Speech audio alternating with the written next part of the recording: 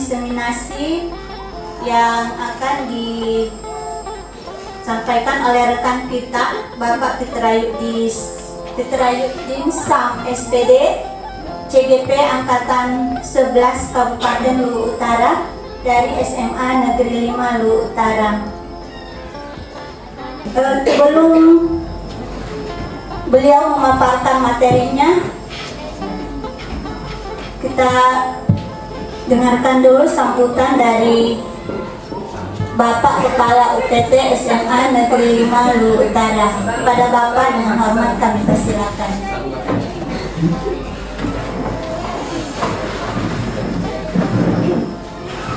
Ya, bismillahirrahmanirrahim. Assalamualaikum warahmatullahi wabarakatuh. Bapak Ibu yang kami hormati dan khusus teristimewa pada saudara kita Bapak Fitrayuddin Sam CGP Angkatan 11 dari SMA Negeri 5 Luwu Utara akan menyampaikan beberapa hal yang berkaitan dengan tugasnya tentang diseminasi modul 14, yaitu budaya positif. Mari kita sama-sama memanjatkan puji syukur kepada Allah Subhanahu wa Ta'ala atas segala limpahan rahmatnya dan petunjuknya. Pada hari ini kita berkumpul untuk mendengar, menyimak, dan insya Allah akan mengimplementasikan ke dalam pengajaran kita dalam sehari-hari kegiatan ini. Selanjutnya mari kita mengirimkan salam dan salawat pada junjungan Nabi besar Muhammad SAW, Nabi panutan kita, Nabi yang insya Allah akan membawa keselamatan dunia dan akhirat, dan mudah-mudahan nanti kita akan dapat syafaatnya di akhir kelak. Amin. Bapak Ibu, ini acara diseminasi adalah acara kegiatan calon guru penggerak. Nah, kita bersyukur di sekolah kita Bapak Ibu, ini sudah GP, 2 angkatan 10 sudah dilaksanakan, dan sekarang beliau angkatan 11. Mudah-mudahan nanti angkatan 12 ada lagi yang mendaftar dan bisa lulus, dan insya Allah kita bersyukur kalau itu semua teman untuk memacu, berkolaborasi, pokoknya memacu diri bagaimana kita bisa menjadikan sekolah kita jauh lebih baik. Insya Allah karena ini budaya positif, kami berharap kepada Bapak Fitrayuddin Sam untuk memaparkan diseminasinya. Mudah-mudahan apa nanti yang kita bisa dengarkan, kita bisa menyimak dengan baik, kita bisa laksanakan bersama, dan insya Allah akan menjadi hasil bahwa SMA Negeri 5 Luwu Utara akan melakukan semua kegiatannya berbasis budaya positif. Sekiranya demikian, untuk menghabiskan waktu, kita persilahkan beliau untuk melaksanakan kegiatannya. Acara ini dibuka dengan resmi. Bismillahirrahmanirrahim. Terima kasih. Wabillahi taufiq wal hidayah. Selamat pagi, salam sejahtera untuk kita semua. Wassalamualaikum warahmatullahi wabarakatuh.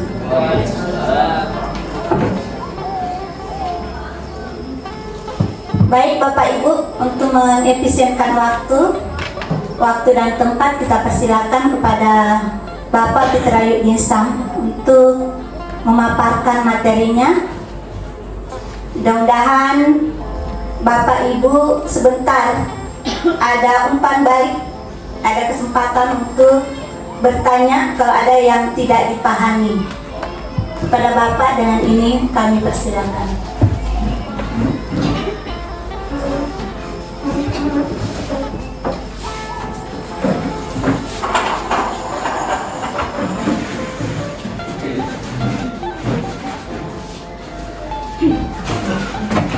Bismillahirrahmanirrahim.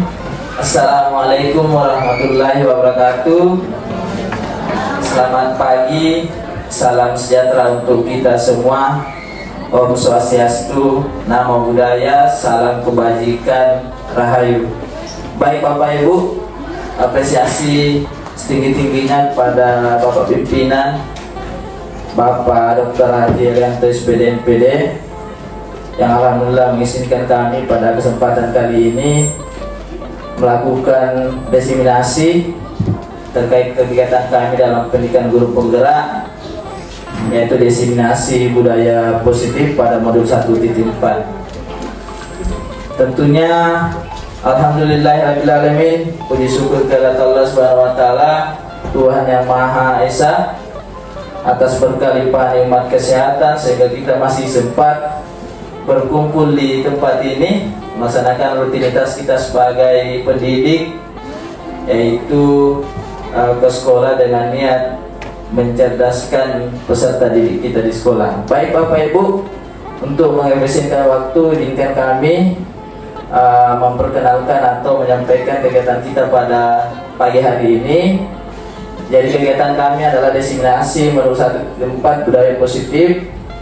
Jadi Bapak Ibu, kami berdiri di sini bukan menggurui Bapak Ibu atau bukan lebih tahu dari Bapak Ibu, tapi ini merupakan sebuah kegiatan yang telah terjadwal pada program yang sedang kami laksanakan, yaitu program pendidikan guru penggerak, di mana sedikit berbagi Bapak Ibu pada alur pembelajaran dalam program pendidikan guru penggerak, baik pendidikan sebelumnya dan kami pada angkatan 11 ada aktivitas pembelajaran atau alur pembelajaran yang kami sebut dengan alur pembelajaran merdeka, di mana alur pembelajaran merdeka ini merupakan akronim dari mulai dari diri, eksplorasi konsep, ruang kolaborasi, demonstrasi kontekstual, elaborasi pemahaman, koneksi antar materi dan aksi nyata. Jadi ini merupakan bagian terakhir dari setiap pembelajaran modul yang kami lakukan, yaitu pada tahapan pembelajaran aksi nyata Bapak Ibu. Jadi kami diizinkan untuk melakukan diseminasi terkait dengan materi yang telah kami pelajari di modul 1.4 dan pengalaman-pengalaman yang telah kami lakukan terkait dengan pembelajaran kami dalam calon guru penggerak.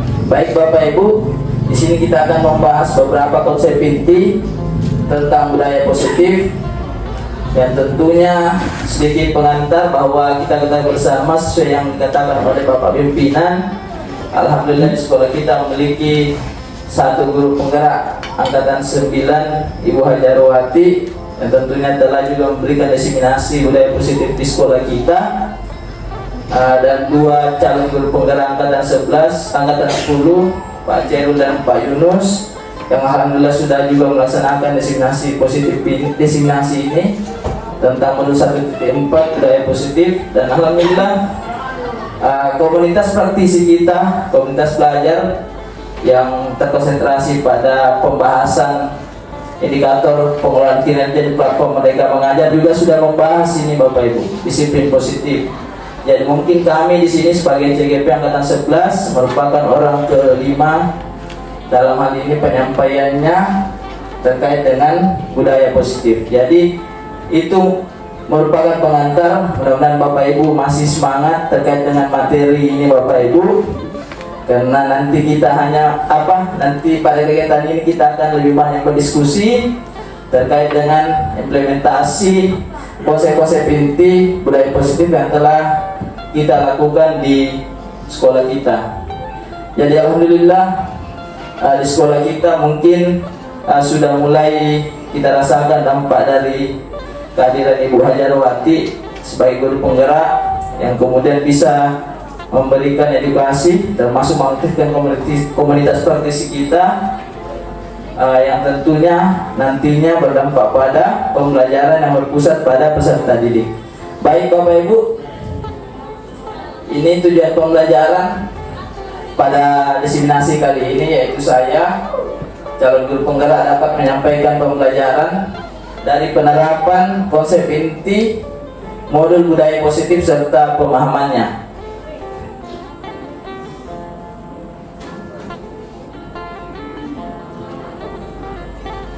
Ya. Ini Bapak Ibu ada pertanyaan pemantik. Pertanyaan pemantik ini setuju dan tidak setuju. Cukup Bapak Ibu baca dulu, perhatikan, nanti kita akan jawab pada akhir sesi. Jadi pertanyaan pemantik ini disampaikan pada awal dan akhir sesi diseminasi kita. Bisa kita baca bersama Bapak Ibu bahwa soal yang pertama di pertanyaan pemantik ini, hukuman dapat mendisiplinkan anak. Bapak Ibu setuju atau tidak setuju? Boleh Bapak Ibu disiapkan jawabannya, nanti kita simpulkan pada akhir pembelajaran atau diseminasi kita. Kemudian yang kedua, pemberian hukuman dengan hal positif. Jadi ini dua Bapak Ibu. Kalau di atas ini hukuman, pada bagian kedua ini diikuti lagi kalimat hal positif, hukuman dengan hal positif, seperti membaca atau membersihkan halaman sekolah dapat meningkatkan disiplin anak. Kemudian yang ketiga, memberi penghargaan dapat meningkatkan motivasi belajar anak. Jadi Bapak Ibu boleh setuju dan tidak setuju, disiapkan saja Bapak Ibu, nanti kita simpulkan pada sesi akhir sesi.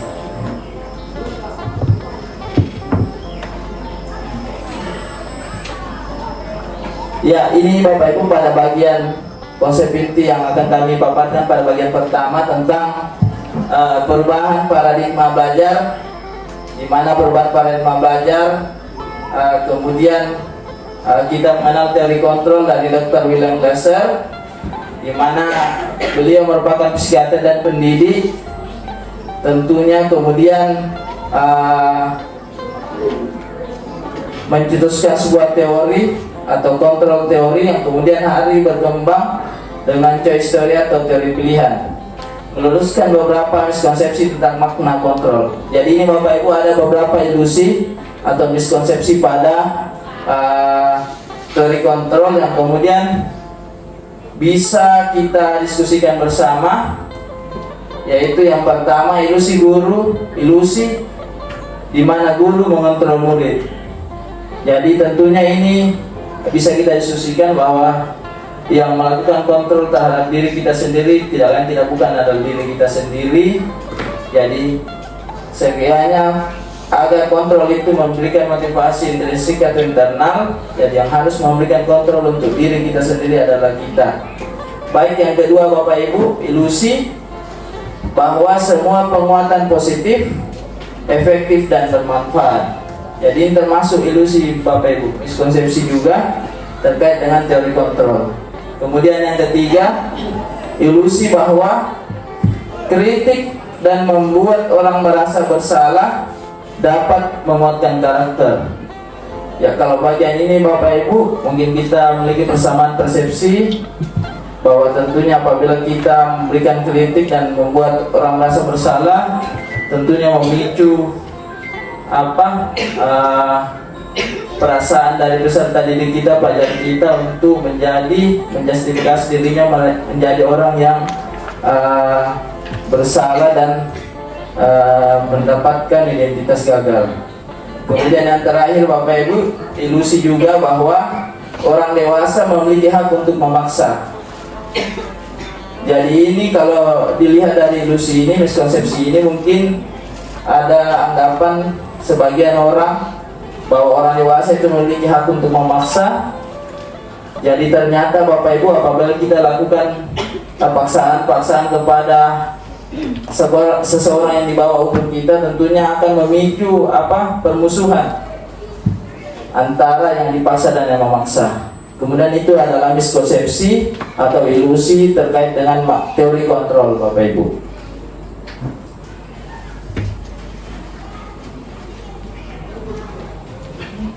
Di sini Bapak Ibu ada perubahan paradigma, jadi stimulus respon teori kontrol, stimulus respon menjadi ke teori kontrol atau teori pilihan. Ya, di sini bisa kita baca bersama bahwa stimulus respon pada bagian pertama bahwa realitas kebutuhan kita sama. Teori kontrolnya bahwa realitas kebutuhan kita berbeda. Ya. Kemudian bagian kedua untuk stimulus responnya Bapak Ibu, semua orang melihat hal yang sama.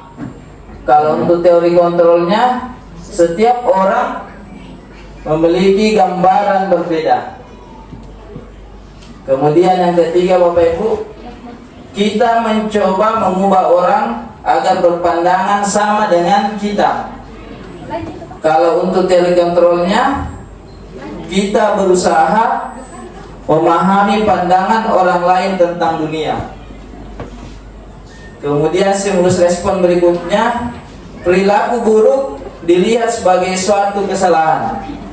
Sedangkan teori kontrolnya, hanya Anda yang bisa mengontrol diri Anda. Jadi tentunya benar, dan itu nantinya akan menjadi motivasi internal bagi kita sendiri terkait dengan bagaimana sebenarnya posisi kontrol yang kita lakukan dalam aktivitas atau tindakan kita dalam kehidupan sehari-hari. Kemudian stimulus respon, saya bisa mengontrol orang lain. Teori kontrolnya, Anda tidak bisa mengontrol orang lain.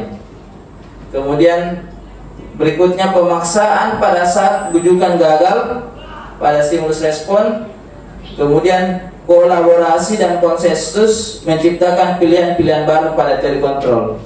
Jadi saya percaya Bapak Ibu bahwa istilah kolaborasi ini merupakan istilah yang kemudian meng-booming akhir-akhir ini terkait dengan kemampuan-kemampuan kita dalam bekerja sama, tanggung jawab, integritas kita, loyalitas kita, dan adaptif dalam setiap tantangan-tantangan yang ada sesuai dengan zaman tentunya.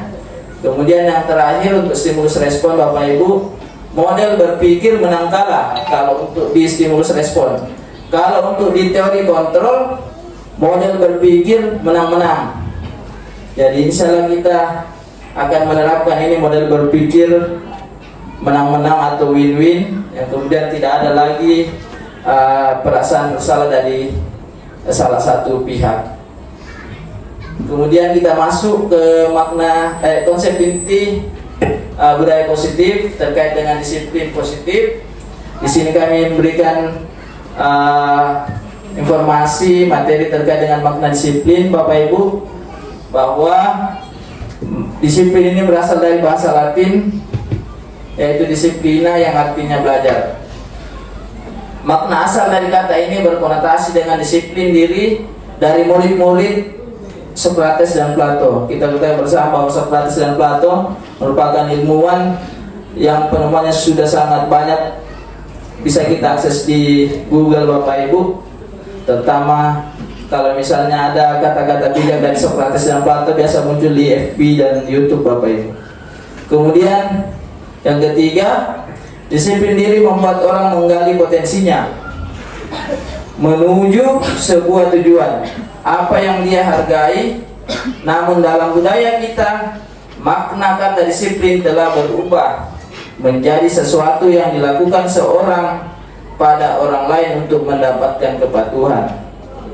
Kemudian yang terakhir dari makna disiplin, kecenderungan umum adalah menghubungkan kata disiplin dengan ketidaknyamanan, bukan dengan apa yang kita hargai atau pencapaian suatu tujuan mulia.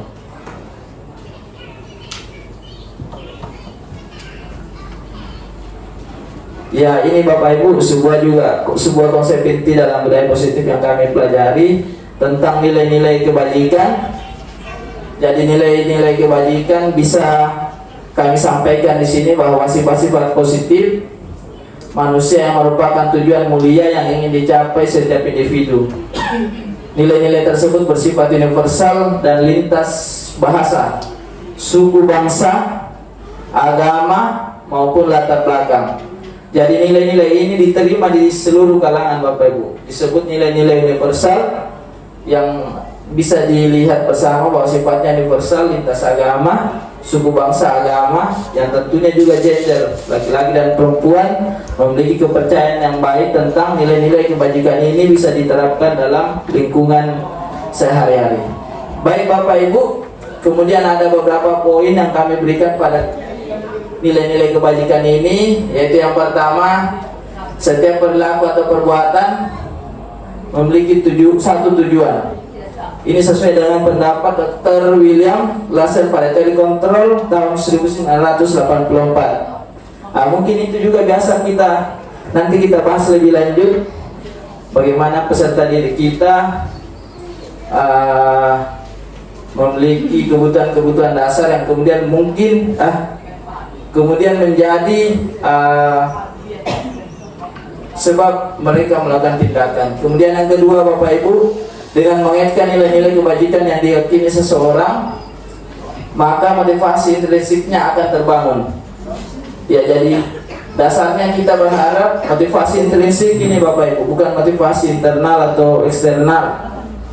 Jadi kemudian sehingga menggerakkan motivasi dari dalam untuk dapat mencapai tujuan mulia yang diinginkan, sesuai dengan yang diungkapkan oleh Dian Gersen pada tahun 1998. Kemudian tentunya ini sudah kita ketahui bersama, juga sudah dipaparkan oleh Ibu Ketua Komunitas Praktisi terkait dengan profil pelajar Pancasila.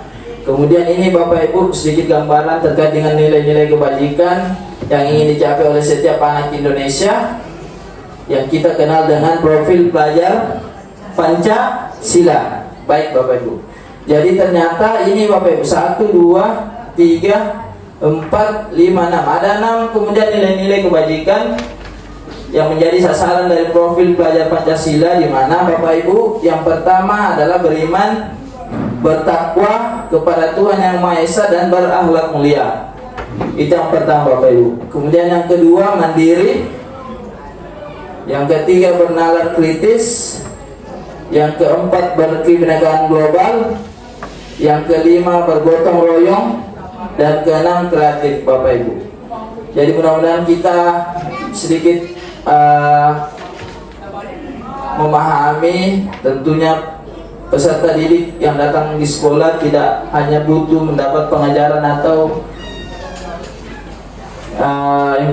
pemberian informasi dari kita Bapak Ibu, guru dan pendidik. Tentunya juga kita harus mencoba untuk memberikan kemampuan berpikir kepada peserta didik, sehingga peserta didik itu bisa dapat lebih siap menjalani aktivitasnya, baik statusnya sebagai pelajar maupun sebagai anggota masyarakat.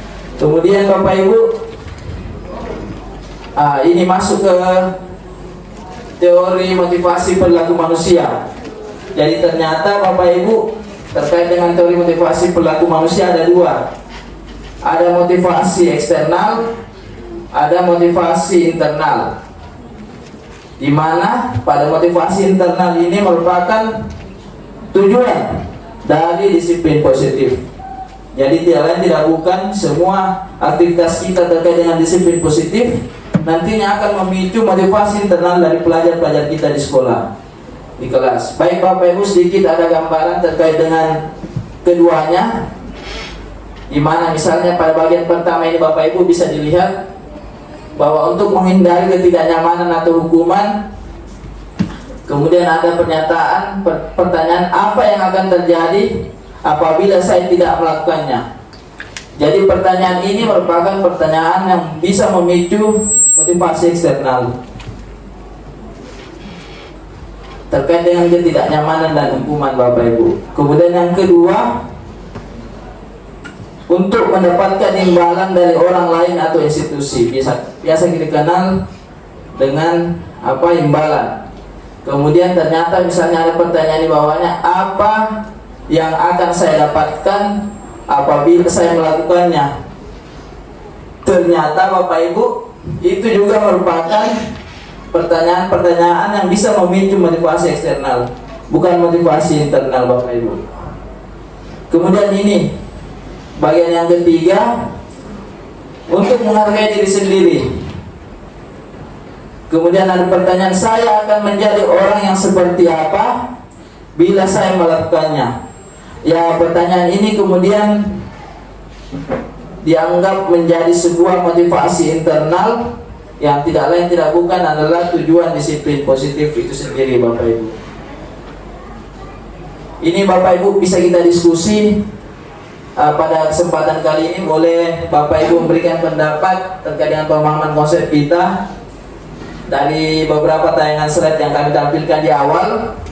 Di sini ada tindakan guru Bapak Ibu, kemudian kita disuruh tentukan apakah ini hukuman atau konsekuensi.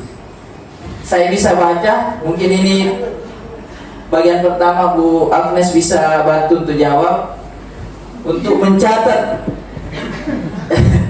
siswa disuruh belajar, disuruh peserta didik disuruh mencatat 100 kali di dalam buku kalimat. Saya tidak akan terlambat lagi karena terlambat ke sekolah. Menurut Ibu Agnes, kira-kira itu hukuman atau konsekuensi? Hukuman. Ya, terima kasih. Nanti kita cek, ada jawabannya di bawah Bapak Ibu. Kemudian mungkin Pak Cairul bisa bantu untuk pertanyaan yang kedua. Lari mengelilingi lapangan basket 2 kali karena terlambat hadir di sekolah. Hukuman atau konsekuensi Bapak? Hukuman. Ya, baik. Untuk 4, 1, 2, 3, 4, 5 pertanyaan kita ajak. Jadi yang ingin menjawab silakan angkat tangan Bapak Ibu. Yang ketiga, murid diminta untuk push up 15 kali karena tidak menggunakan masker ke sekolah. Kira-kira itu hukuman atau konsekuensi? Hukuman. Ya, kita kunci dulu Bapak Ibu hukuman. Nanti kita cek bersama. Yang keempat, menggantikan kertas tugas teman yang telah dicoret-coret. Hukuman atau konsekuensi? Konsekuensi. Kita kunci. Kemudian membersihkan tumpahan air di meja tulis karena tersenggol pada saat belajar. Hukuman atau konsekuensi? Konsekuensi. Kita kunci Bapak Ibu. Yang kelima, murid disuruh untuk mengenakan sepatu seharian di sekolah karena tidak mengenakan sepatu hitam. Konsekuensi atau hukuman? Konsekuensi atau hukuman? Ya, boleh konsekuensi. Ya, silakan yang konsekuensi atau hukuman. Ya, terima kasih Bu Fitriati, kasih konsekuensi dulu, kita kunci Bapak Ibu, karena itu yang kami dengar pada akhir jawaban. Terakhir Bapak Ibu, tindakan guru lari mengelilingi lapangan basket 2 kali karena terlambat 10 menit untuk pelajaran PJOK atau olahraga. Konsekuensi atau hukuman? Konsekuensi atau hukuman? Konsekuensi atau hukuman? Konsekuensi. Kita cek. Ya, terima kasih atas jawabannya Bapak Ibu. Kita cek jawabannya. Bismillahirrahmanirrahim. Tereng. Ya, ini Bapak Ibu. Perhatikan jawaban Bapak Ibu. Luar biasa. Pemahaman materi konsep Bapak Ibu sudah 50% benar Bapak Ibu. Dimana kita lihat yang pertama, mencatat 100 kali dalam buku kalimat. Saya tidak akan terlambat lagi karena terlambat ke sekolah, itu hukuman Bapak Ibu. Tidak ada korelasi antara menulis kalimat tersebut dengan keterlambatan siswa itu sendiri. Kemudian yang kedua, lari mengelilingi lapangan basket 2 kali karena terlambat hadir di sekolah. Jadi termasuk hukuman juga. Hukuman berarti karena tidak ada konsekuensi, tidak ada hubungan antara mengelilingi lapangan basket 2 kali dengan terlambat hadir ke sekolah. Kemudian yang ketiga, murid diminta untuk push up 15 kali karena tidak menggunakan masker ke sekolah. Ternyata itu juga merupakan hukuman karena tidak ada relevansi antara menggunakan masker ke sekolah dengan push up sebanyak 15 kali. Kemudian ini Bapak Ibu, pada pertanyaan yang keempat, menggantikan kertas tugas teman yang telah dicoret-coret. Konsekuensi atau hukuman? Ya, betul Bapak Ibu. Disebut konsekuensi karena ada relevansinya antara tindakan yang dilakukan dan diperintahkan oleh Bapak Guru atau Ibu Guru, yaitu membersihkan tumpahan air di meja tulis. Menggantikan kertas tugas teman yang telah dicoret-coret. Baik Bapak Ibu, untuk berikutnya, membersihkan tumpahan air di meja tulis karena tersenggol pada saat belajar. Konsekuensi karena ada relevansi antara hal yang diarahkan oleh Bapak Ibu Guru dengan pelanggaran tindakan yang dilakukan oleh peserta didik. Kemudian yang kelima, murid disuruh untuk tidak mengenakan sepatu seharian di sekolah karena tidak mengenakan sepatu hitam. Ternyata ini Bapak Ibu. Tabe dulu nanti. Kalau itu kita sudah adakan kesepakatan. kesepakatan. Iya, bahwa kita harus menggunakan sepatu hitam bagaimana? Oh iya, jadi begini Bapak Ibu, kan tentunya kita nanti akan dibahas detail terkait dengan keyakinan dan kesepakatan, dan tentunya ada pembeda antara peraturan, kesepakatan dan keyakinan, yang dimana nanti akan dipaparkan Bunda nanti terkait dengan peraturan, kesepakatan dan keyakinan. Jadi untuk sementara ini, karena ini merupakan ATM kami dalam modul yang disampaikan oleh instruktur pada beberapa kegiatan kami dalam program pendidikan guru penggerak. Baik Bapak Ibu, yang terakhir, lari mengelilingi lapangan basket 2 kali karena terlambat 10 menit untuk pelajaran PJOK. Ternyata ini konsekuensi. Iya, ternyata iya ada hubungan antara tindakan yang dilakukan peserta didik dengan konsekuensi yang diberikan oleh Bapak Ibu guru. Ya, olahraga, PJOK olahraga, keliling lapangan olahraga. Jadi ada relevansinya Bapak Ibu. Kemudian ini supaya untuk lebih penguatan lagi Bapak Ibu terkait dengan perbedaan hukuman dan konsekuensi, di mana hukuman ini bisa kita baca bersama. Sesuatu yang menyakitkan harus terjadi, konsekuensinya sesuatu harus terjadi. Jadi tidak harus sesuatu yang menyakitkan. Kemudian yang kedua, membuat anak sakit fisik maupun hati untuk jangka waktu lama. Untuk dikonsekuensinya ternyata membuat anak merasa tidak nyaman dalam jangka waktu pendek. Jadi tidak berkelanjutan di konsekuensi Bapak Ibu. Selesai pada saat itu juga. Kemudian yang ketiga, anak membenci kedisiplinan. Konsekuensi, anak menghargai disiplin. Jadi kita kata bersama bahwa disiplin ini juga merupakan nilai kebajikan universal yang bisa diterapkan dalam membuat keyakinan kita bersama peserta didik kita di kelas. Kemudian ini Bapak Ibu, kalau di hukuman sifatnya paksaan, kalau di konsekuensi stimulus tanggapan. Stimulus tanggapan berarti walaupun ada pemberian konsekuensi yang dilakukan, tapi relevan dengan perilaku yang dilakukan oleh peserta didik atau pelajar kita. Kalau relevan berarti konsekuensi. Kemudian Bapak Ibu, bagian ini mendorong anak menyakiti diri sendiri. Ternyata untuk konsekuensinya mendorong anak agar mudah menyelesaikan diri. Kemudian pada bagian ini Bapak Ibu, konsep diri yang buruk. Kemudian pada konsekuensi konsep diri yang baik. Kelima, anak belajar untuk menyembunyikan kesalahan. Untuk konsekuensinya anak belajar untuk mematuhi peraturan. Dan kemudian kita susun lagi nantinya menjadi sebuah keyakinan. Kalau ada konsekuensi ya bisa berubah peraturan, tapi harus relevan dengan apa yang peserta didik lakukan, disebut konsekuensi. Kemudian yang terakhir Bapak Ibu, marah, rasa bersalah, dipermalukan, merasa tidak dihargai merupakan komponen pada kategori hukuman. Sedangkan untuk konsekuensinya Bapak Ibu, di sini ada kehilangan hak, dibuat tidak nyaman, diasingkan untuk sementara, time out. Jadi ini sifatnya untuk konsekuensi, walaupun ada perasaan kehilangan hak, dibuat tidak nyaman, diasingkan untuk sementara, tapi itu hanya sementara dan tidak berkepanjangan Bapak Ibu. Jadi ini bisa tentunya kita memiliki pribadi dan karakter masing-masing terkait dengan penanganan siswa kita di kelas, yang nantinya akan mengantarkan Bapak Ibu pada pemilihan-pemilihan yang kita akan bahas pada konsep inti berikutnya. Ya, ini Bapak Ibu, pada konsep inti ini hukuman, konsekuensi dan restitusi, di mana ini restitusi merupakan sebuah cara menanamkan disiplin positif pada murid, yang kemudian dielaborasi lagi, dikuatkan lagi dengan posisi kontrol kita sebagai pendidik atau guru di sekolah.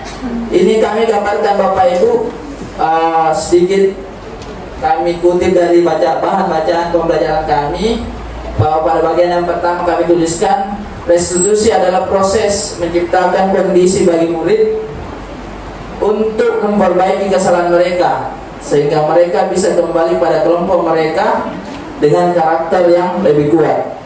Dr. William Keset pada tahun 2004. Sama Bapak Ibu, jadi kita merubah identitas gagal peserta didik ke identitas sukses peserta didik kita. Kemudian yang kedua, melalui restitusi ketika murid berbuat salah atau melakukan tindakan yang melanggar, guru akan menanggapi dengan cara yang memungkinkan murid untuk membuat evaluasi internal tentang apa yang dapat mereka lakukan untuk memperbaiki kesalahan mereka, dan restitusi menguntungkan dan mendapatkan kembali harga dirinya. Restitusi menguntungkan korban, tetapi juga menguntungkan orang yang telah berbuat salah. Jadi solusi win-win tadi yang kita bahas sebelumnya, solusi menang-menang. Jadi yang berbuat salah merasa diuntungkan, yang korban juga diuntungkan Bapak Ibu. Ini sesuai dengan prinsip dari teori kontrol William Glasser, Dr. William Glasser, tentang solusi menang-menang.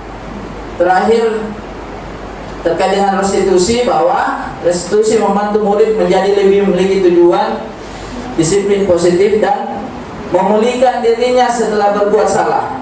Penekanannya bukanlah pada bagaimana perilaku untuk menyenangkan orang lain atau menghindari ketidaknyamanan, namun tujuannya adalah menjadi orang yang menghargai nilai-nilai kebajikan yang mereka percayai. Sebelumnya kita telah belajar tentang teori kontrol, yaitu Bapak Ibu terkait dengan restitusi. Kemudian ini Bapak Ibu, ada tabel yang Bapak Ibu bisa lihat.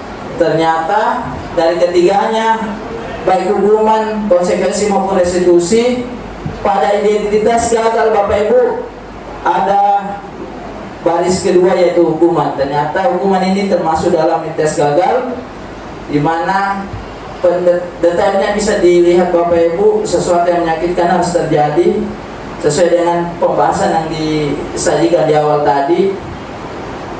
Dan tentunya ada identitas sukses Bapak Ibu. Identitas sukses ini berupa kita mengupayakan untuk disiplin positif, di mana ternyata pada identitas sukses ini ada dua, konsekuensi dan restitusi.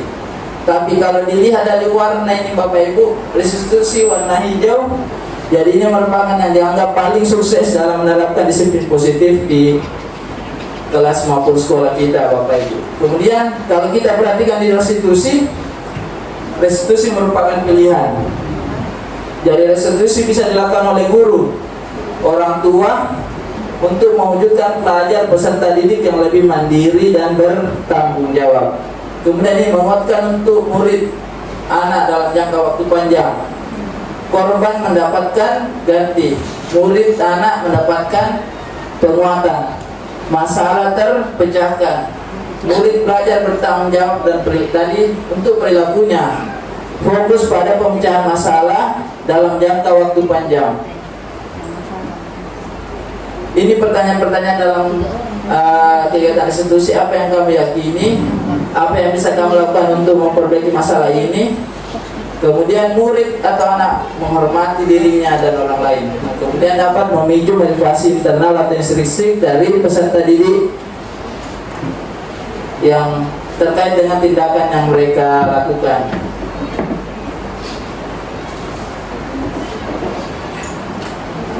Baik Bapak Ibu, pada konsep inti berikutnya kami akan memaparkan kebutuhan dasar manusia.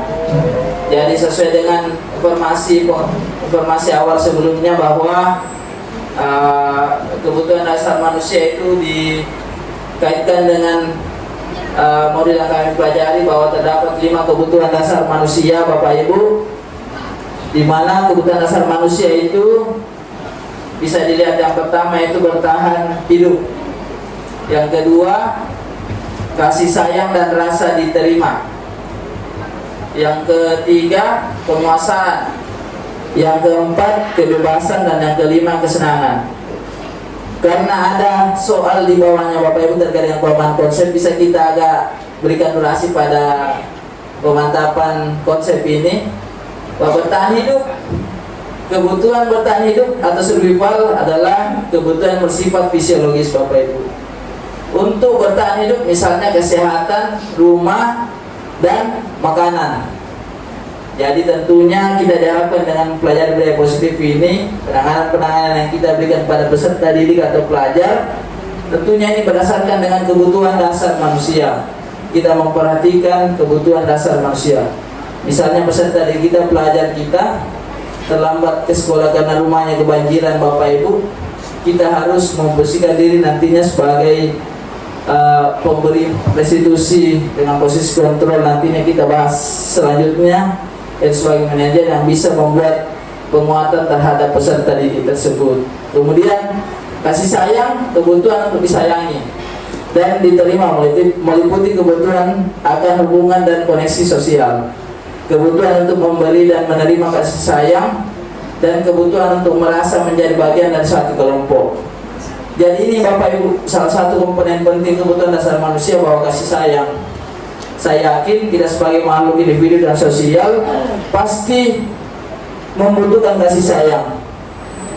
Termasuk mungkin tindakan-tindakan pelajar-pelajar kita dalam kelas yang bisa kita lihat ciri-cirinya Bapak Ibu. Apakah dia butuh kasih sayang, ataukah penguasaan, kebebasan, kesenangan, atau bertahan hidup. Dan kemudian nanti akan dijabarkan tentang penanganan atau posisi kontrol kita sebagai guru pendidik dalam membuat peserta didik kita menjadi kembali ke tujuan utamanya dalam proses pengajaran kita lakukan.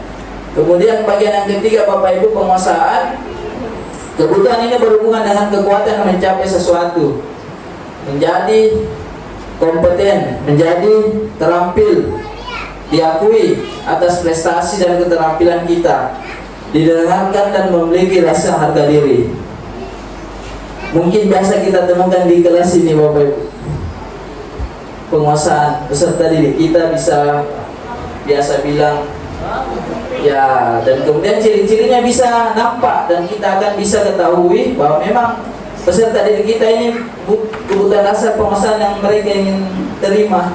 Dan kita nantinya akan memposisikan diri sesuai dengan posisi diri yang kontrol diri yang dianggap paling baik atau paling tidak agak baik Bapak Ibu. Kemudian yang keempat, kebebasan, yaitu kebutuhan untuk bebas adalah kebutuhan akan kemandirian, otonomi, memiliki pilihan, dan mampu mengendalikan arah hidup seseorang. Kalau untuk bagian ini Bapak Ibu, mungkin biasa kita dengar peserta didik kita, pelajar kita bilang bosan belajar di kelas, dalam kelas, ya mau bebas di luar ya. Jadi mungkin kita bisa nanti fasilitasi, kemudian ciri-cirinya kita tahu bersama, sehingga kita bisa memenuhi semua kebutuhan peserta didik. Jadi tidak hanya 1-2 orang kita penuhi, tapi seluruh peserta didik yang kita ajar, yang kemudian sesuai dengan pemikiran Bapak Ki Hajar Dewantara tentang pendidikan, bahwa pendidik atau guru dianalogikan sebagai petani atau pekebun yang tentunya memiliki tanaman-tanaman dan lahan. Tanaman-tanamannya ini tentu harus diketahui kebutuhan-kebutuhannya. Tanaman-tanaman kalau dianalogikan di sekolah berarti peserta didik atau pelajar kita Bapak Ibu. Jadi kita harus tahu kebutuhannya sehingga tanaman itu bisa berbuah lebat, subur. Kita bisa panen hasilnya. Termasuk ini Bapak Ibu, ternyata kita harus memantapkan diri terutama dalam memenuhi kebutuhan dasar peserta didik kita agar peserta didik kita bisa mencapai kebahagiaan, keselamatan yang setinggi-tingginya, baik statusnya sebagai pelajar maupun nanti sebagai anggota masyarakat. Kemudian pemahaman konsep Bapak yang bisa kita jawab bersama. Ya, mungkin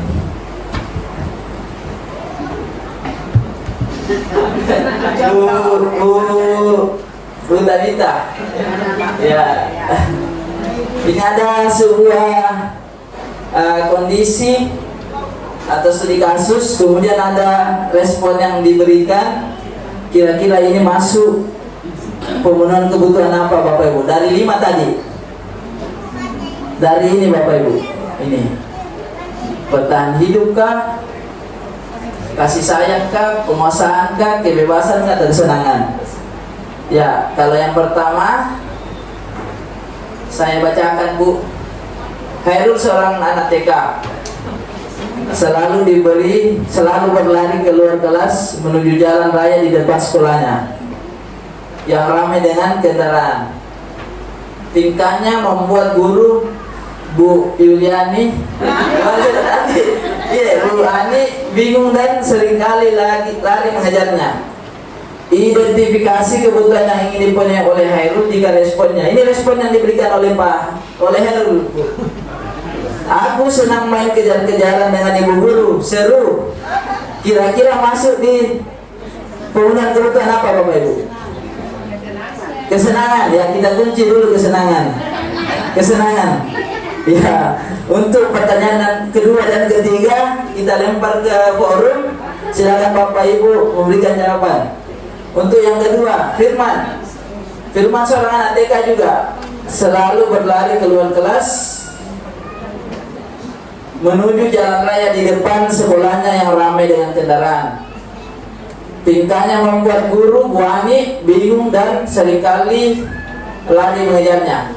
Ini respon, identifikasi kebutuhan yang ingin dipenuhi oleh Firman jika responnya. Ibu kejar aku karena ibu guru sayang aku.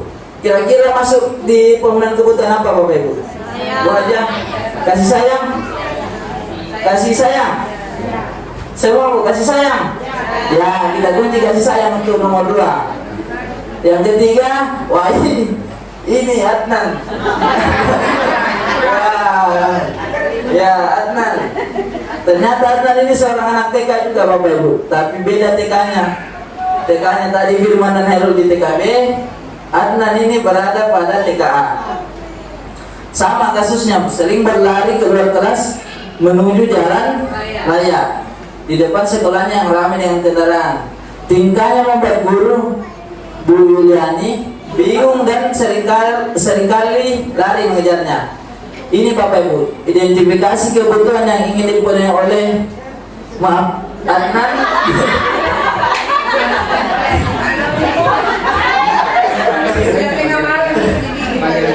Iya. Oh ternyata Bimo ini panggilan kerennya Adnan tadi. Ya. Jadi Bimo dan Adnan pada kasus nomor 3 ini merupakan orang yang sama. Baik oleh Bimo jika responnya, aku hebat kan, bisa bikin ibu guru kejar aku. Ya kira-kira kebutuhan dasar apa Bapak Ibu? Ya kebutuhan dasar apa Bapak Ibu?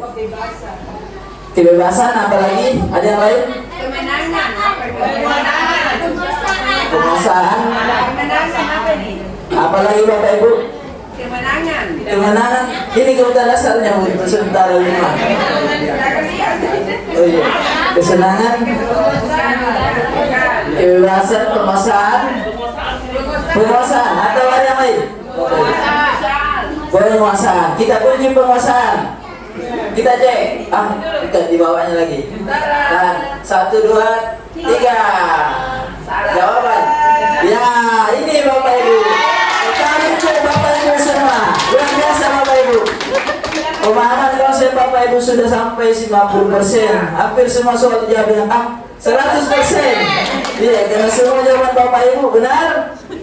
Di mana pada jawaban pemahaman konsep Bapak Ibu pada bagian soal nomor pertama Bapak Ibu tadi menjawab kesenangan benar. Bagian yang kedua Bapak Ibu menjawab sayang benar.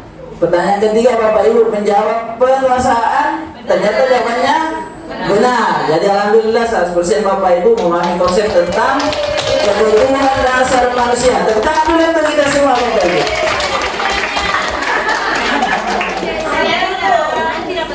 Iya, silakan. Soalnya anak TK, Iya. bukan Oh iya. pacaran bla bla bla. Kalau soalnya Bu, keterbatasan kami karena kami pikir ini ya agak sederhana untuk dianalisis. Ya, untuk nanti ke depannya insya Allah kita akan bikin soal-soal yang SMA terkait dengan kasus-kasus atau masalah yang kita temui di sekolah Bapak Ibu. Terutama sekolah kita SMA Negeri 5 Maluku Utara. Baik, ini masuk lagi ke konsep inti berikutnya Bapak Ibu. 5 posisi kontrol di mana dikembangkan oleh Dian Goshen bahwa ini Bapak Ibu, dalam posisi kontrol itu terdapat 5 posisi Bapak Ibu. Guru di sekolah itu bisa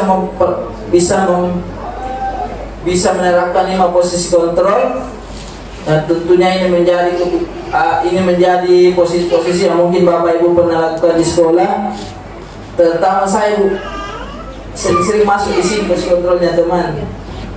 Tapi nanti kita lihat apakah itu sukses atau tidak, dan kemudian apabila ada masalah-masalah yang kemudian setelah kita masuk di sini dan masih berulang, apa yang kita lakukan bisa kita diskusi bersama.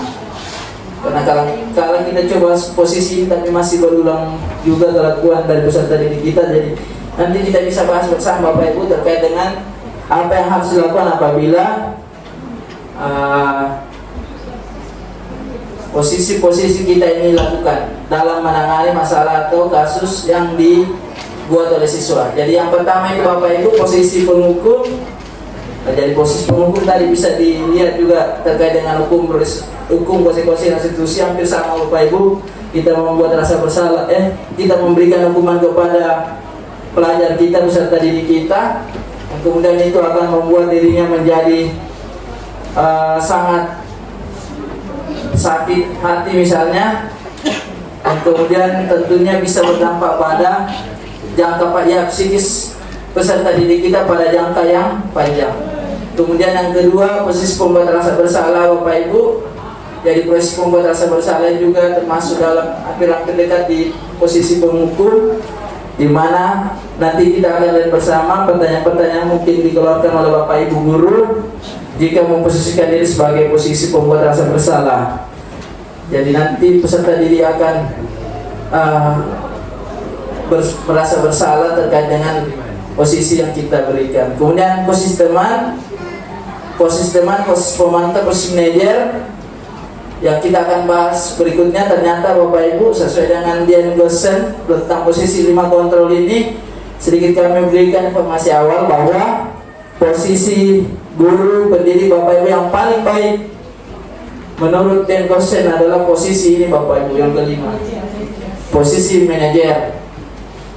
Walaupun mungkin ada kasus-kasus tertentu yang membuat kita bertanya-tanya terkait dengan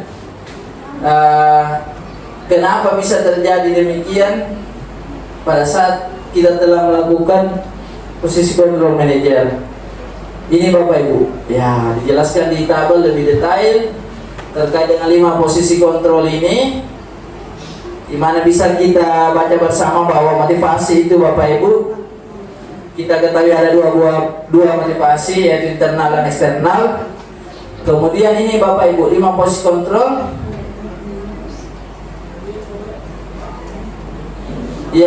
Untuk identitas gagal, kontrol dari luar pada tahapan penghukum. Posisi kontrol kita pada tahapan penghukum ini Bapak Ibu, guru berbuat menghardik, menunjuk-nunjuk, menyakiti, menyindir. Guru berkata, kalau kamu tidak melakukannya, awas ya, rasakan. Jadi termasuk nada bicara yang keras Bapak Ibu, dan menghardik, menunjuk-nunjuk, menyakiti, dan menyindir. Itu pada hukum penghukum. Kemudian hasilnya ternyata ini Bapak Ibu, memberontak, menyalahkan orang lain, berbohong. Ternyata apabila kita lihat ke baris berikutnya kaitan dengan dunia berkualitas, bahwa murid meletakkan guru di luar dunia berkualitas. Kemudian murid berkata, biarkan saja, nanti juga marah-marah lagi. Berarti marah-marah terus ini Bapak Ibu. Kemudian ternyata ada ini Bu, poin pentingnya, dampaknya terhadap murid pelajar kita di sekolah, kemungkinan untuk mengulangi kesalahan itu besar, mengulangi kesalahannya lagi. Pada posisi kontrol, menghukum. Kemudian kita bahas satu-satu, boleh Bapak Ibu, pada bagian posisi kontrol pembuat rasa bersalah. Ini sedikit naik sedikit, ini agak rendah, berceramah dan mengatakan seharusnya iya bla bla bla bla kamu peserta didik kita, kemudian itu bisa dan ibu kecewa, iya apa yang peserta didik pelajar lakukan. Kemudian guru berkata ini, kamu seharusnya kamu sudah tahu ibu lelah sekali, mengatakannya ibu stres, bahwa ternyata tingkat stres seorang guru itu sangat tinggi Bapak Ibu. Penelitian atau riset ternyata tingkat stres profesi dengan tingkat stres paling tinggi sampai 80% adalah guru. Terbukti Bu, ada ini pada saat membuat rasa bersalah, lelah sekali, mengatakannya ibu stres. Kemudian hasilnya Bapak Ibu menyembunyikan, menyangkal, berbohong. Ini akan dilakukan oleh peserta didik pelajaran kita apabila kita memposisikan diri pada posisi kontrol pembuat rasa bersalah. Kemudian murid meletakkan guru di dalam dunia berkualitas. Jadi sudah masuk dalam berkualitas, tapi kemudian murid berkata maafkan saya. Jadi murid nantinya akan membuat pernyataan maafkan saya. Kemudian dampaknya pada peserta didik adalah merasa rendah diri, yang kemudian peserta didik kemungkinan tidak dapat mengoptimalkan potensi yang dimiliki. Kemudian ini Bapak Ibu, pada 3 bagian ini termasuk identitas sukses. Kalau sebelumnya identitas gagal pada penghukum dan pembuat rasa bersalah, 3 bagian ini Bapak Ibu sebenarnya sudah identitas sukses, tapi ada yang paling bagus di antara yang paling baik. Kemudian untuk posisi kontrol teman, mungkin saya pribadi Bapak Ibu sering di sini membuat alasan-alasan untuk muridnya. Guru berkata, ayolah lakukan demi saya, ibu, bapak. Masa kamu tidak mau? Ingat tidak, ibu pernah bantu. Ya, kemudian hasilnya ketergantungan oleh peserta didik. Kemudian murid meletakkan guru di sebagai orang yang sangat penting di dunia berkualitas. Ya sudah menempatkan gurunya di dalam dunia berkualitasnya, tapi belum terlalu mantap. Kemudian ini murid berkata, saya pikir Bapak Ibu teman saya, ternyata begitu. Oh, murid ini berkata, jadi tidak aneh juga. Dia kemudian yang ternyata dampak pada murid lemah, tidak mandiri, tergantung. Padahal bagaimana kita membuat peserta didik pelajar kita menjadi mandiri dan bertanggung jawab. Kemudian pada tahapan yang pada bagian posisi kontrol yang keempat, pemantau Bapak Ibu. Ini hampir baik atau sempurna, di mana posisi pemantau ini Bapak Ibu ini menghitung dan mengukur. Apa peraturannya? Menyelesaikan diri bila diawasi. Hasilnya menyelesaikan diri bila diawasi. Kemudian kalian dengan dunia berkualitas, murid meletakkan guru peraturan dan hukum di dunia berkualitas. Kemudian murid berkata, berapa banyak bintang yang saya harus peroleh? Bintang yang saya harus peroleh. Berapa halaman yang harus saya tulis? Kemudian dampak pada peserta didik kita pelajar menitik beratkan pada sanksi atau hadiah untuk dirinya. Jadi ini mungkin sudah masuk pada pemberian konsekuensi. Jadi apa yang diberikan oleh Bapak Ibu guru sudah relevan dengan tindakan yang dilakukan oleh peserta didik pada posisi kontrol pemantau ini.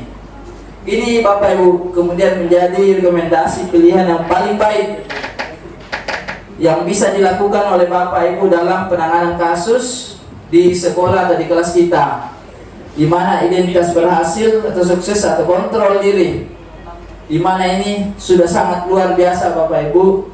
Bisa kita baca sendiri bahwa manajer ini mengajukan pertanyaan-pertanyaan. Guru berkata, apa yang kita yakini? Apa yang bisa kau kerjakan untuk memperbaiki masalah ini? Jadi ini kemudian sering dikuatkan oleh Bu Hajarwati selaku ketua komunitas praktisi terkait dengan pentingnya keyakinan kelas sebelum kita melakukan restitusi kepada peserta didik. Karena keyakinan kelas membuat nilai-nilai kebajikan universal dipahami dan diyakini oleh peserta didik kita, pelajar kita di kelas. Bisa kita arahkan nanti pas restitusi kita untuk menanyakan keyakinan-keyakinan yang mereka percayai yang telah disepakati bersama gurunya. Kemudian Hasil, wah ini hasil. Ternyata dapat menguatkan pribadi pelajar dan peserta didik. Kaitan dengan dunia berkualitas, murid meletakkan dirinya sebagai individu yang positif dalam dunia berkualitas. Jadi ini sudah masuk ke internal atau dari dalam Bapak Ibu. Murid sendiri yang meletakkan dirinya sebagai individu yang positif dalam dunia berkualitas. Kemudian murid berkata, bagaimana caranya saya bisa memperbaiki keadaan? Jadi ini yang disebut apa, solusi win-win tadi Bapak Ibu, atau menang-menang. Jadi nanti korban menang, korban merasa tidak dirugikan, dan yang si pembuat bersalah mengakui kesalahannya tapi tidak berdampak secara panjang kepada beliau, pada peserta didik kita. Kemudian dampak pada murid ini Bapak Ibu, mengevaluasi diri, bagaimana cara memperbaiki diri, yang nantinya bermuara pada motivasi intrinsik atau motivasi internal dalam diri peserta didik itu sendiri untuk kemauannya berbuat baik dalam atau menerapkan disiplin positif dalam aktivitasnya sehari-hari. Ini Bapak Ibu, tapi sudah disampaikan oleh Pak Cerul pada sesi diskusi sebelumnya terkait dengan 5. Iya, boleh. Iya, boleh ditonton dulu Bapak Ibu. Ya. Segitiga restitusi adalah proses dialog oleh guru maupun orang tua sehingga dapat mewujudkan peserta didik yang mandiri dan lebih bertanggung jawab. Pada segitiga restitusi ada 3 tahapan, di mana yang pertama adalah menstabilkan identitas, yang kedua validasi tindakan yang salah, dan yang terakhir menanyakan keyakinan kelas. Pada tahapan yang pertama, yaitu menstabilkan identitas, di sini kita lakukan dengan prinsip bahwa membuat kesalahan adalah bagian dari proses pembelajaran yang nantinya akan menggeser identitas gagal ke identitas sukses. Pada tahapan yang kedua, yaitu validasi tindakan yang salah. Pada tahapan ini kita menggunakan prinsip bahwa setiap perilaku yang dilakukan oleh peserta didik kita berupaya memenuhi suatu kebutuhan tertentu. Guru akan bergeser dari pemikiran stimulus respon menjadi proaktif, sehingga dengan mengenali dan mengakui kebutuhan murid akan memperbaiki hubungan guru dengan murid. Langkah terakhir yaitu menanyakan keyakinan. Pada tahapan ini, guru memberikan pertanyaan-pertanyaan yang bermakna kepada murid, yang tentunya diharapkan akan memunculkan motivasi intrinsik sehingga mampu mengaitkan keyakinan mereka dengan tindakan yang salah.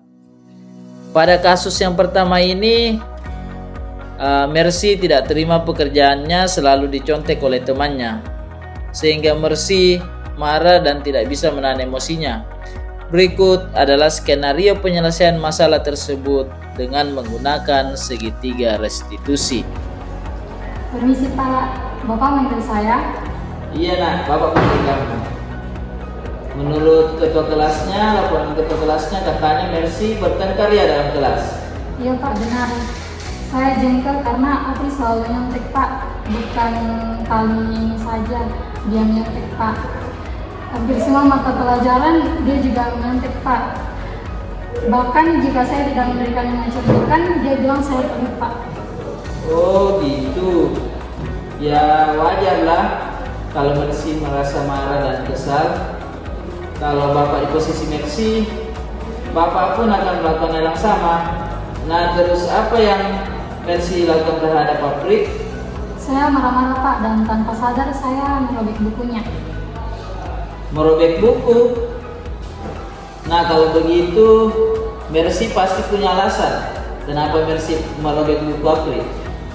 Iya Pak, masa saya membiarkan dia begitu saja? Dia itu tidak mau usaha sendiri Pak. Saya yang capek-capek mengerjakannya, sedangkan Apri hanya tinggal menyalinnya saja. Jadi siapa yang tidak marah dengan kelakuannya Pak? Ya wajar lah Mercy marah. Mercy tidak rela kan tugasnya dicontek oleh Apri.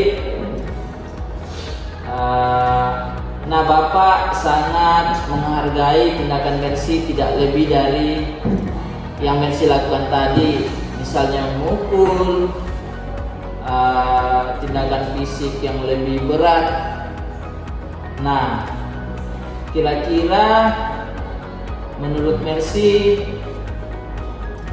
apakah kelakuan Mercy sudah sesuai dengan keyakinan kelas kita? Tidak, Pak. Nah, menurut Mercy, keyakinan kelas kita yang mana yang Mercy telah langgar? Saling menghargai dan menghormati sesama teman, Pak. Menurut Mercy, menghargai dan menghormati sama teman kelas penting atau tidak? Penting, Pak. Jadi kalau penting, apa yang sebaiknya akan Mercy lakukan jika lagi emosi atau marah? Yang pentingnya harus lebih sabar lagi, Pak. Harus lebih sabar lagi. Iya, Pak. Mercy bersedia memperbaiki masalah ini? Bersedia, Pak. Saya siap memperbaiki masalah ini. Oke, karena Mercy sudah bersedia memperbaiki masalah ini, kira-kira untuk memperbaiki masalah ini apa yang akan Mercy lakukan? Yang pentingnya saya harus lebih sabar dan tahan amarah, Pak. Kalau ada teman kami yang menyontek, saya tinggal hanya melaporkannya pada guru atau wali kelas, Pak. Wah, betul sekali. Jadi Mercy itu tindakan yang paling benar. Mercy bisa melaporkan ke guru atau ke wali kelasnya. Nah, sekarang masalah kita sudah saya anggap selesai. Jadi tindakan yang Mercy lakukan untuk lebih menahan emosi dan amarah itu sudah bagus, dan tentunya dengan melapor ke guru ataupun wali kelasnya. Ya, terima kasih ya Mercy. Saya anggap diskusi kita sudah selesai. Mercy boleh kembali ke kelasnya. Pada kasus yang kedua ini, Siti sering datang terlambat ke sekolah yang membuat pelajaran Siti banyak yang tertinggal, dan tentunya sering terlambat pada jam-jam pertama. Berikut adalah skenario penyelesaian masalah menggunakan segitiga restitusi. Siti, tadi Bapak bicara dengan guru piket. Katanya Siti sering datang terlambat ya, Dek? Terlambat ke sekolah, kira-kira pelanggaran atau bukan? Pelanggaran, Pak. Baik Siti, yang Siti lakukan manusiawi. Nah, semua orang pasti pernah berbuat salah. Tapi ingat, kita harus belajar dari kesalahan yang telah kita lakukan. Setuju tidak? Setuju, Pak. Nah, kalau boleh tahu, apa yang membuat Siti terlambat datang ke sekolah? Saya begadang, Pak. Oh, begadang. Kira-kira kalau datang terlambat sesuai dengan keyakinan kelas kita tidak? Tidak, Pak. Menurut Siti, keyakinan kelas kita yang mana telah dilanggar? Disiplin, Pak. Menurut Siti, disiplin itu penting atau tidak? Penting, Pak. Disiplin membuat kita lebih menghargai waktu. Betul sekali. Dengan disiplin kita bisa lebih menghargai waktu, kita tidak menyusahkan orang lain, pekerjaan tidak menumpuk, dan tentunya masih banyak lagi kalau kita lakukan disiplin. Iya, Pak. Saya menyesal sudah sering terlambat, Pak. Saya minta maaf. Alhamdulillah kamu telah mengakui kesalahanmu. Kira-kira Siti, apa yang akan Siti lakukan agar tidak terlambat lagi datang ke sekolah? Saya harus tidur lebih awal dan tidak begadang lagi, Pak. Nah, baik. Jadi Siti sudah menemukan solusi dari permasalahannya. Jadi nanti Bapak akan coba komunikasikan dengan orang tuanya agar mengontrol Siti bisa tidur lebih awal dan tidak begadang lagi. Iya, baik, Pak. Terima kasih. Silakan kembali ke kelas.